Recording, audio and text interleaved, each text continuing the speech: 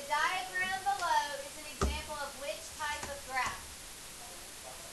Anybody can yell it out. Box and whisker. Sometimes they shorten that and just call it a box plot. Sometimes they call it a box and whisker graph. But any of them will work.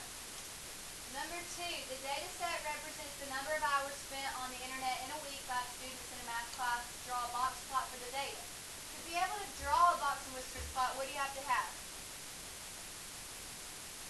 Okay, well yeah, but before you can even do the box and whisker plot, what kind of information do you have to have? The 5-number summary, which is the min and the max. And what else? Q1, median, and Q3. Right, the quartiles. Q1, which is the median of the lower half.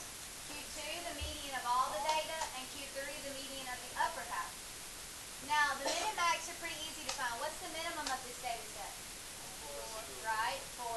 This is problem number 2. Okay, what's the maximum? 19. Okay, now, before you can ever find the quartiles, what has to be done first?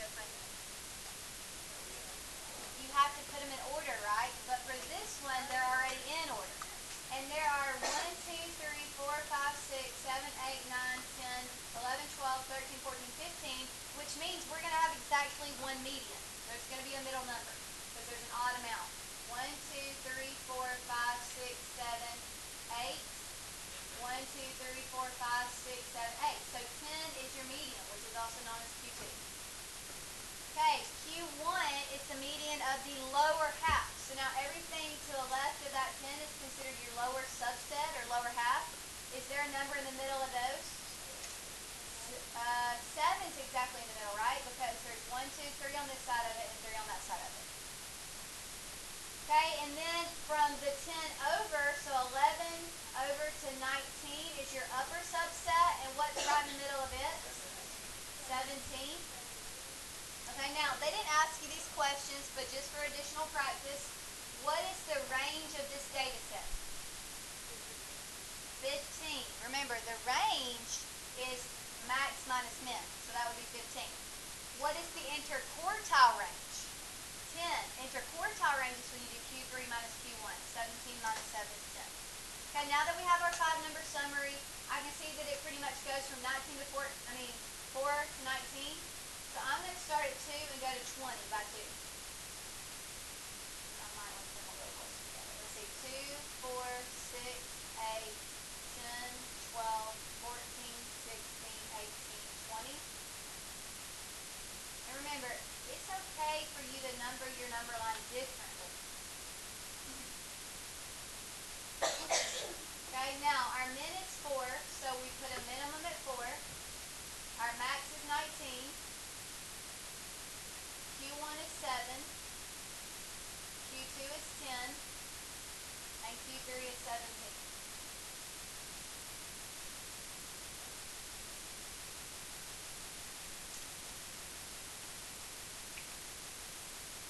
Okay, and there's your box plot or box and whiskers plot. Alright, number 3. The diagram shows a box and whisker plot of student test scores on last year's midterm exam. Give the 5-number summary for this one. So, this one, they already give you the box and whiskers plot. They just want you to do the 5-number summary. What's the min? Let's see, that's 60, 61, 62. That would work. It's a little hard to read. Okay, what about the max? 90, 91, 92. So what does that make the range of this data? 30. Okay, now we have to find the quartiles because the 5-number summary also has your 3 quartiles. Okay, when you've already been given the box and whisker plot, it doesn't matter which one you start with. Okay, because they're, you can see it. Where's Q1? 71. Some of you probably said 71, some of you probably said 72, right? I think earlier we just split it and said 71.5 because we were having a hard time, so we just split it. If it were like that on the test, where I felt like it was too hard for you to distinguish and both answers were there, I would let you know, okay? But surely it's better on the test. Okay, Q2. Where is Q2? 81 looks good. And Q3 is kind of the same thing as Q1. There's 86, 87, 88. It kind of looks in between them. So we'll say 87.5.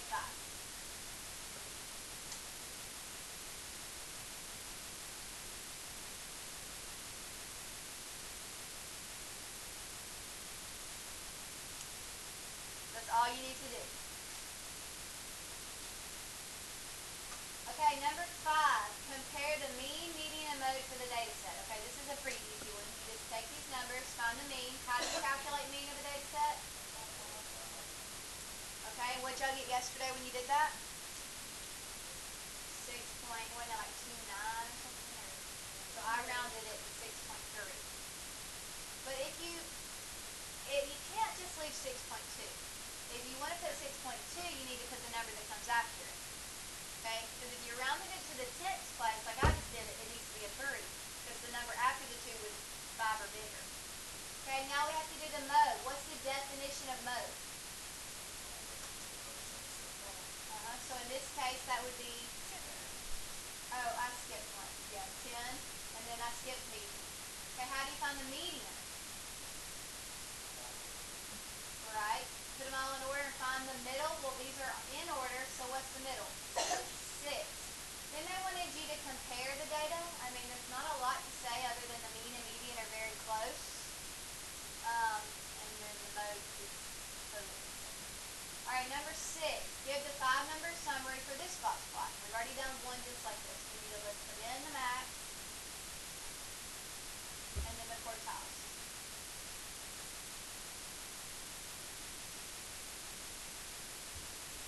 Okay, what's the minimum? 64. Because if you notice, these are going by 2, so that's 62, 64. What's the max? 92, 94, right? So what is the range of this data? 30. Because 94 minus 64 is 30. Now Q1, where is it located? 68. What about Q2? 72, 74, 76. And Q3? Yeah, 84. First I thought that was 90. 84. Okay, so what is the interquartile range for this data? How do you calculate IQR? Q3 minus Q1. So wouldn't that be 84 minus 68, which is 16? Okay. Fill in the chart below for questions 7 and 8. So they've given you some data, some test scores for John and Mary. They just want you to find several things. So let's start with mean. What did you get yesterday when you calculated the mean of John's test score? 80.86. So I'm just going to round that to the tenths place. So what do I put here? 9. Okay, because since it's 0.86 and I'm rounding it to the tenths place, that 6 makes that jump to a 9. Okay, then what is the mean for Mary's test scores? Okay, so just to the tenths place would be 78.7. Okay, now the mode. What was John's mode for his test scores? And what about Mary's? Okay, the minimum? Mary's minimum? Okay.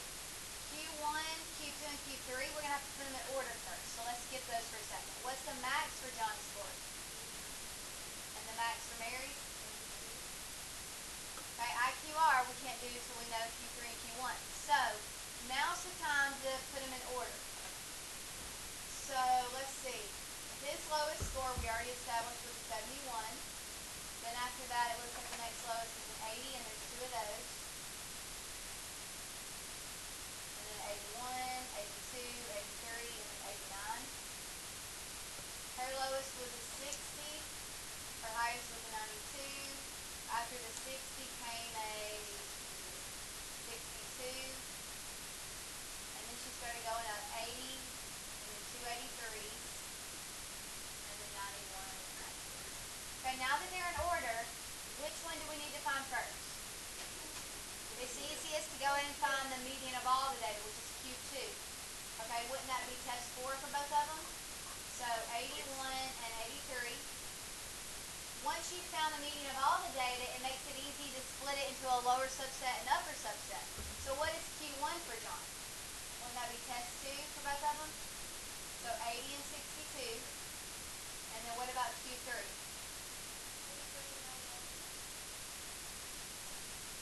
The ones under test 6 are your Q3, so 83 and 91. Now that we have that, we can easily calculate IQR for both of them. What is the IQR for John? Whoa, 3. Look, remember, IQR is Q3 minus Q1. Q3 minus Q1 is 83 minus 80. What about the IQR for Mary? 29. Okay, now on the next page, they want you to calculate the mean absolute deviation, which we haven't done in a while, so we're probably going to need to review that. To find the mean absolute deviation for John, do you remember the first thing you have to do? Find the mean. Okay, just kind of look at it like this. First, find the mean. What was the mean for John's test scores? What? 8.9? Okay, then once you have the mean, does anybody remember what we did next? Right, we subtract the mean from each of his test scores. So, let's use the test scores just so we're all doing the same thing. Let's use the original list. Okay, that way that all of our deviations are going to be the same. So first you would take that 82 and you would subtract 80.9 from it. And what do you get? Okay, you're doing 82 minus 80.9. 1.1. Okay, this is called your list of deviations. Okay, then what was his next test score? A 71. So you have to do 71 minus his average of 80.9. And that gives you negative 9.9. Hold on one second.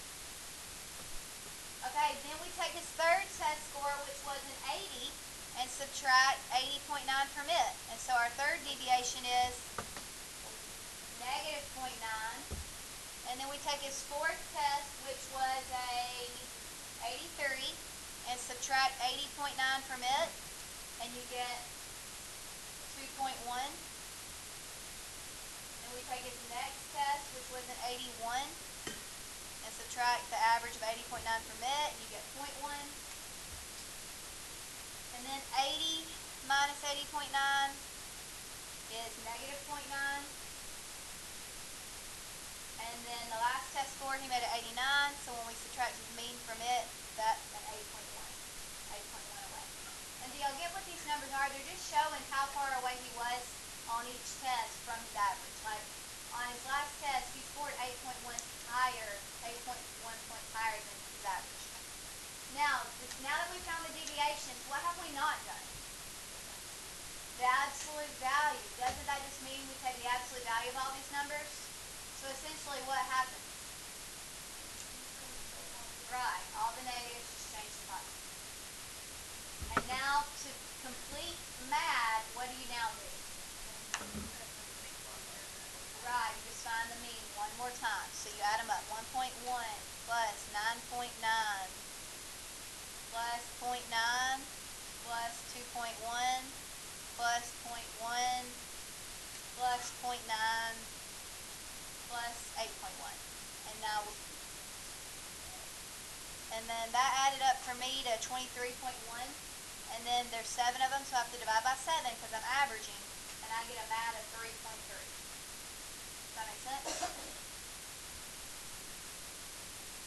Okay, for Mary, it's the exact same process. Okay, did y'all do it yesterday?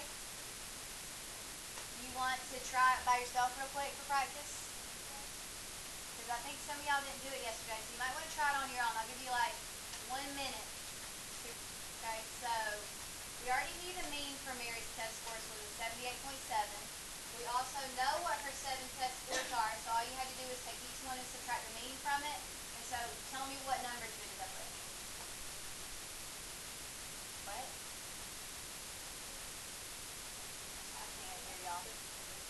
16.7. Okay, after that? Negative 4.3. Okay, after that?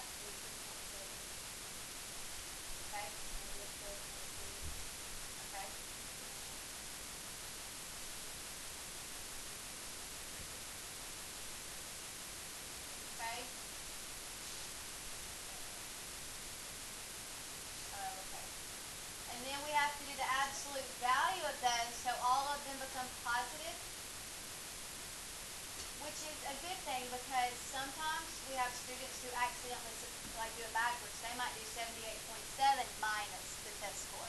But it's okay because in the end, you're going to take all the negatives off, so you'll get the same thing. Now, when you average those, what do you get? 10.1? Okay. Now, with John, his math was a 3.3. With Mary, it was a 10.1. Does anybody have any idea why her mean absolute deviation would have been so much higher than his?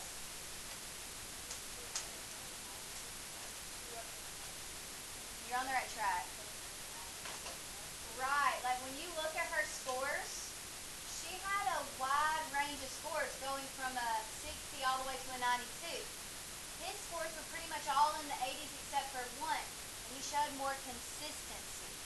So yes, he didn't have like the highest score. She had the highest score overall, but she had the lowest, and her scores were all over the board where his scores were more consistent. And so mean absolute deviation measures that. Okay, it shows how consistent you are. So what if you took a test and you made a 90 on all 7 of them? What would your math equal? About 7, yeah. If you made a 90 on every single test, what do you think the mean absolute deviation would be? 0. Okay, because that's very consistent, right? That's as consistent as you can get, so your math would equal 0. Because think about it. What's the average of 90 and all of those 90s? 90. So when you subtract each one of those from 90, aren't you just going to get a bunch of zeros? And the average of a bunch of zeros is 0. So this shows how consistent somebody is. The higher the number is, the less consistent they are. Okay? All right, number 11. Write the data set that is represented by the dot plot below. Okay, this is pretty easy. We see there's a dot at 2, so there's 1, 2 in our data set. There's a dot at 3. There are no dots on 4, so there's no 4s. And then we have how many 5s? How many 6s? How many 7s? How many 8s? How many 9s? How many 10s? How many 11s? Right, and so there's your data. That's all you do.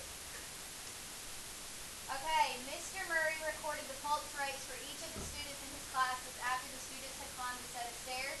He displayed the results by class using the box plot shown. Which class had the greatest variability? Class 4. Remember, we talked about that the first week. The class that shows the most spread in data is the greatest variability. Okay? So, like, out of John and Mary, who had greater variability? Mary. Okay? Which class had the lowest IQR? Class 3. Isn't the box basically the IQR, the length of the box? And that length is a lot shorter than this one. Okay, the table shows the sizes in square feet of a sample of 8 houses from a neighborhood. House 5 is a renovated warehouse. What is the range of the sizes of the house? Okay, this is a tricky question, and I'll explain why I think so in a minute. You would think it's simple, because range is just the max minus the min. Well, what is the max house size? Okay, hold on, what's the min? Well, what about this house is only 988 square feet? So this is what the beginning of today I said this one minus this one, and that was our answer. But then the next period, I thought, well, wait a minute. Why did they even throw in that little blurb about house 5 being a warehouse? Maybe they're letting us know that since we're wanting to know the range of just the houses, maybe house 5 should be thrown out from our data because it's not really being used as a house, and maybe we should use that as our max house. So really, I don't know what the question's asking myself. Like, I would just assume, since they threw in that little statement about house 5 being a warehouse, they're letting you know it's not at your house. Throw it out and do that as your max and that as your min. Okay?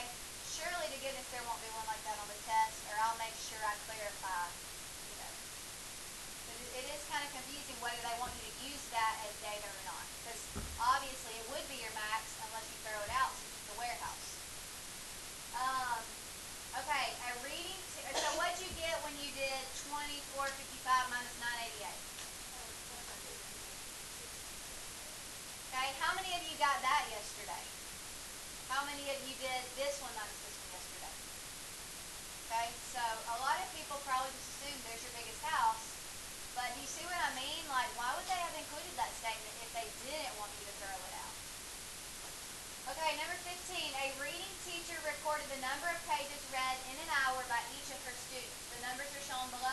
5-number summary for this data set. Okay, the 5-number summary consists of what?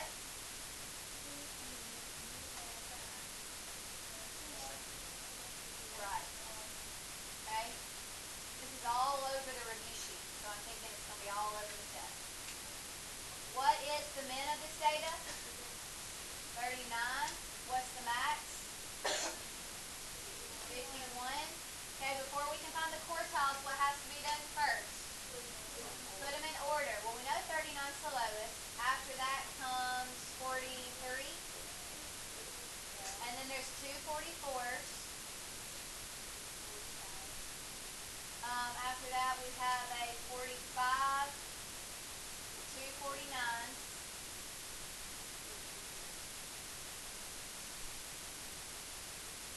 and then a 50 and a 51. Okay, so what do we always find first? The median of all the data, which is quartile 2. Well, we have 1, 2, 3, 4, 5, 6, 7, 8, 9 numbers. So will there be an exact middle? Yes. 1, 2, 3, 4, 5. So that's your Q2. Now that you have split it, your lower half is an even amount of numbers and your upper half is an even amount of numbers. So you're going to have to average to find their medians. What's the average of 43 and 44? 44. Right. And the average of 49 and 50? Right. That's all you do. Okay, turn to the next page. Mr. Rogers' class scored the following on his test. As you can see, student M was absent that day and will have to make up the test at a later time. When student M made up the test, they made a 23 on it. What effect would this score have on the mean, median? Which one would change more? So what do you need to do? Right. First find the mean without the 23 and then find the mean with the 23. So did y'all calculate the mean before the 23? What was the average score for students A through L? Did anybody do it? 82. Well, they want to know what effect the 23 had on the mean. Well, we won't know the effect unless we knew the mean before the 23. So now calculate the mean with the 23. So just add them all up, divide by how many there are. But keep in mind there's one more this time.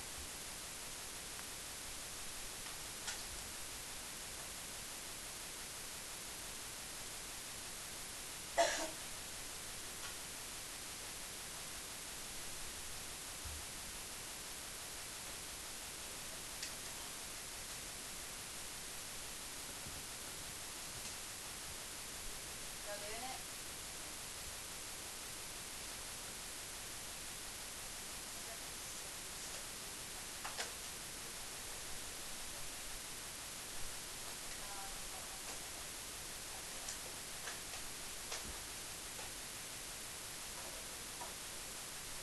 Okay, when I sum up all of them, including the 23, I get 1,012, and then I divide it by how many scores is that? 1, 2, 3, 4, 5, 6, 7, 8, 9, 10, 11, 12, 13. So my mean with the 23 is a 77.84, or 85 actually. Okay, now, so that's what happens to the mean. It drops quite a bit, which makes sense, because that's a very low score compared to the rest.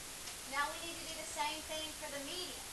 First you find the median before the 23 was there, then you find the median after the 23 was there. Well, so we need to put them in order. 23, then the next lowest was a 64, then the next lowest was 72, right? And then 76, 77, 78. And then after that, it looks like 82, 85, 87, 88, 90, 92, 98. Okay, so without the 23, if you ignore it a second, we have 12 numbers. So doesn't that mean 2 split the middle? 1, 2, 3, 4, 5, 6. 1, 2, 3, 4, 5, 6. So what do you have to do with those 2 middle numbers to find the median? Average them. So what was the median without that 23? 83.5. Now when you include the 23, doesn't that make this the middle by itself now? So which one was affected more? The mean dropped a lot more. The median only dropped a point and a half. The mean dropped quite a bit more than that. Okay?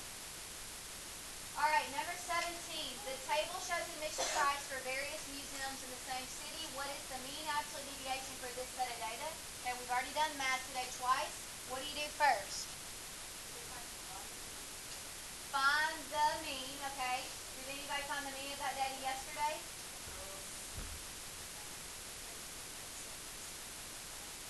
2.05. Now look guys, this is what you call a distractor. There will be students who get excited and rush and be like, oh, 10.05, see.